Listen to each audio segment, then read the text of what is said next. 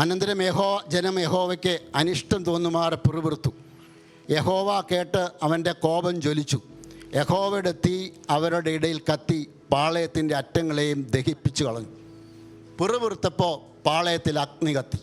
ഈ ഇസ്രായേൽ ജനത്തെ നോക്കണം, നന്മയുടെ നടുവിലാണ്. മുന്നിൽ പെട്ടകം, ദൈവത്തിൻ്റെ സാന്നിധ്യം, ചുറ്റിനും മന്ന, അതും സ്വർഗീയ ഭോജനം, മേളിൽ മേഘം, അത് പ്രൊട്ടക്ഷൻ. മേളിൽ പ്രൊട്ടക്ഷൻ, ചുറ്റിനും പ്രൊവിഷൻ, മുന്നിൽ ദൈവസാന്നിധ്യം. നന്മയുടെ നടുവിൽ ഈ ജനം പിറുപിറുത്തപ്പോൾ ദൈവകോപം വന്നു. പ്രിയപ്പെട്ടവരെ, നമ്മുടെയൊക്കെ ജീവിതത്തിലേക്ക് നോക്കുക. പിറുപിറുക്കാത്തൊരനുഭവം നമ്മുടെ ഉണ്ടോ പ്രിയപ്പെട്ടവരെ? Are you murmuring for even a small things? നമ്മൾ മർമർ ചെയ്യുന്നില്ല.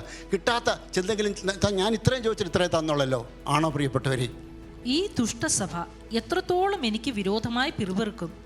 ഇസ്രായേൽ മക്കൾ എനിക്ക് വിരോധമായി പിറുപിറുക്കുന്നത് ഞാൻ കേട്ടിരിക്കുന്നു.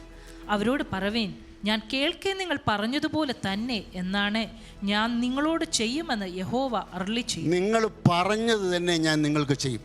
പലപ്പോഴും പിറുപിറുത്തോർത്തോളം വായിന്നാ വരുന്നു, അത് വാക്കാണ്. അതാ നിങ്ങൾ പറഞ്ഞതുപോലെ തന്നെ ഞാൻ നിങ്ങൾക്ക് ചെയ്യും. 40 വർഷം അവിടെ ഇട്ടതിൻ്റെ കാര്യം എന്താണെന്നറിയാമോ? പിറുപിറുപ്പ്.